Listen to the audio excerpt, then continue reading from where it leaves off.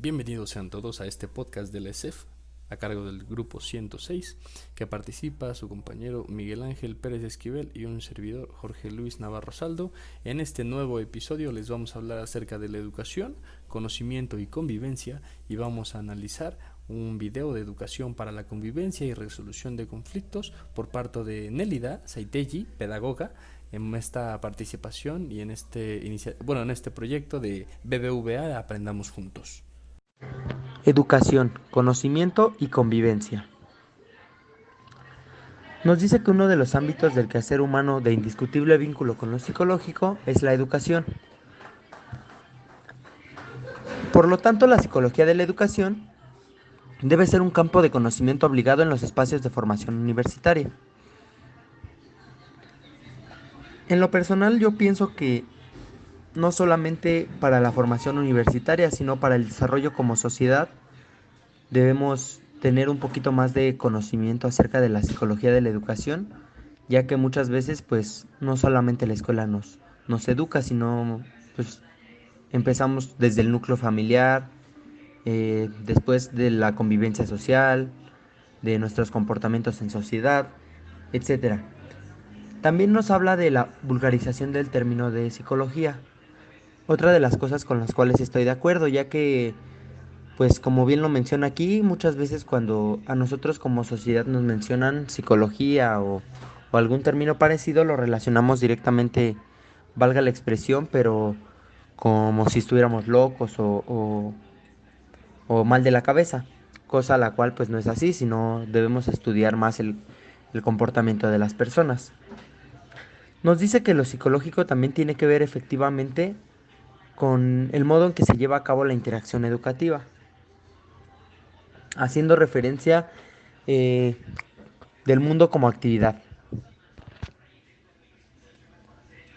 Sus vínculos en lo psicosocial van de lo analógico a lo metafórico, y esto es más para configurar los contextos culturales y cobrar autonomía a través del símbolo. Y en el sistema social, por su parte, se ordena desde la lógica de las prioridades sociales. Es decir, mientras la cultura lo hace desde el ritual y el mito también. Pero nosotros como sociedad, ¿qué podríamos mejorar desde la interacción educativa? En la lectura se menciona una cita que me parece fundamental mencionar para reflexionar acerca de ello, y nos dice que el educar se constituye en el proceso por el cual el niño o el adulto convive con otro, y al convivir con el otro se transforma espontáneamente, de manera que su modo de vivir se hace progresivamente más congruente con el del otro en el espacio de convivencia. La convivencia de los seres humanos es el medio y la finalidad en la educación, que aunque pareciera ser interpersonal, también es comunitaria, institucional, social y cultural. Todo esto me parece una forma muy acertada de verla o de adentrarnos un poquito más en el ámbito psicológico relacionado con la educación, ya que como bien nos dice esta pequeña cita, no solamente es interpersonal, sino a final de cuentas también tiene que ver con la convivencia y con el cómo nos comportamos ante los demás. Y para finalizar, nos dice que lo psicológico en la interacción educativa espera por exploraciones desde la práctica para descubrirnos actores de eso mismo que queremos conocer. Es decir, debemos sabernos y reconocernos, pues sí, como principales actores o como principales personas de lo mismo que queremos conocer, ya que esto exige, pues, de alguna manera autoconocimiento, y pues debemos saber cómo interactuar cuando convivimos. Bueno, nosotros que estamos como docentes en formación, debemos saber interactuar de una forma adecuada en los espacios educativos. Pero, ¿cómo podremos mejorar estas interacciones? Pues yo creo que todo esto responde mejor desde la práctica.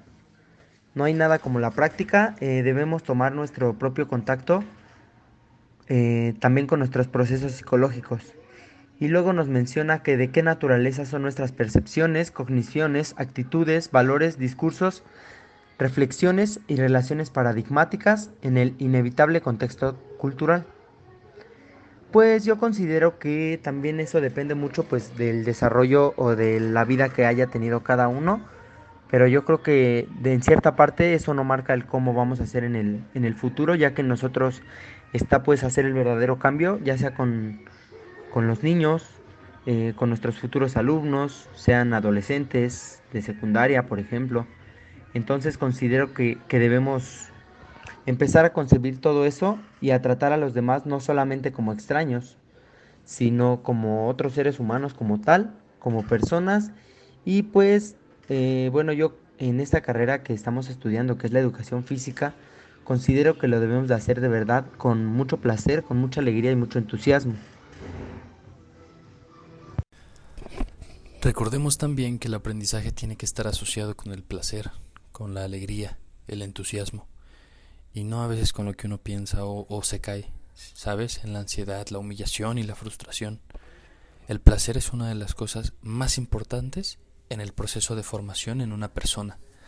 La psicología educativa también tiene que ver con la aprehensión y recreación del mundo en el que estamos. Lo tenemos que ver como un fenómeno interactivo de convivencia humana, ¿sabes? De yo con los demás, de las demás personas con la comunidad en la que viven, ¿sabes? Y parece que a veces esta aproximación tiene que ser dialéctica, tiene que existir un diálogo, porque es claro que en el contexto no se refiere solo a ámbitos de formación, sino también a ámbitos de la vida cotidiana. El objetivo es explicar y argumentar qué es y cómo se comunica lo afectivo desde el punto sensible, desde la sensibilidad. Es un proceso de información, pero es muchísimo más de comunicación e interacción. Recordemos que los sentimientos son generadores de experiencia, nos generan experiencias, entonces la evocación, la reflexión estética y del lenguaje artístico son configurados psicológicamente por el individuo y se transforman, se generalizan y se tornan sociales pues a través de la interacción comunicativa. Entonces recordemos que es necesario reconocer el arte, además de que es estético y psicológico, también es formativo, porque es holístico e interactivo. ¿Sí? El conocimiento tiene como fin la supervivencia del ser humano, pero la forma en en los que lo aprendemos no siempre se genera en las cualidades de la convivencia, ¿sabes? Porque aprendemos los que otros nos exigen que aprendamos, esto que nos imponen, estas conductas ya impuestas, ¿no? Aplastados, pues bueno, la tecnología y el discurso dentro del poder, ¿no? Existen muy pocos espacios para cultivar el espíritu crítico, porque las instituciones educativas, pues más que nada, todo este tiempo se han especializado en la cultura de la información, ¿no? Intersubjetivas, ¿no? En el mundo que pues ya cambió. Entonces, las ciencias de la educación fueron repensadas en el marco de la convivencia y la supervivencia. Aprender a ser tiene paradigmas ineludibles en lo psicológico de sus procesos interactivos y nos mueve a argumentar también. ¿Cómo se aprende a convivir?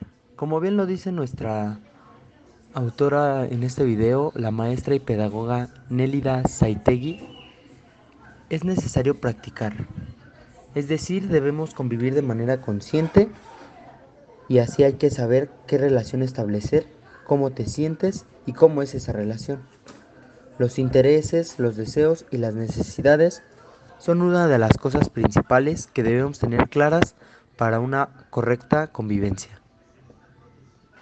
Ella nos maneja 6 claves para aprender a convivir.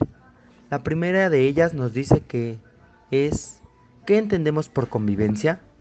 Nos dice que al interactuar con otras personas, desde el reconocimiento de su dignidad y derechos, así como deberes, también hacerlos con relaciones de igualdad y respeto mutuo, evitando todo tipo de violencia. Es decir, que debemos tener clara la idea de qué es la convivencia para que todo se encamine hacia un mismo lugar y todos con el mismo objetivo. En el punto número 2 nos maneja qué hacer con los conflictos. Aquí nos hace referencia a que debemos saber abordar una situación que involucre problemas, es decir, debemos hacerlo de una forma madura y consciente, pero a final de cuentas debemos resolverlo como bien lo mencioné, sin violencia, evitarla a toda costa. Y en el número 3 nos maneja las normas y la educación moral. En este punto debemos ser responsables de nuestros actos, ya que la unión moral es fundamental para ser justos en sociedad. Es decir, que toda la convivencia va relacionada hacia un mismo punto y debemos de tratar de ser equitativos, porque si no, cada quien haría lo que quiere.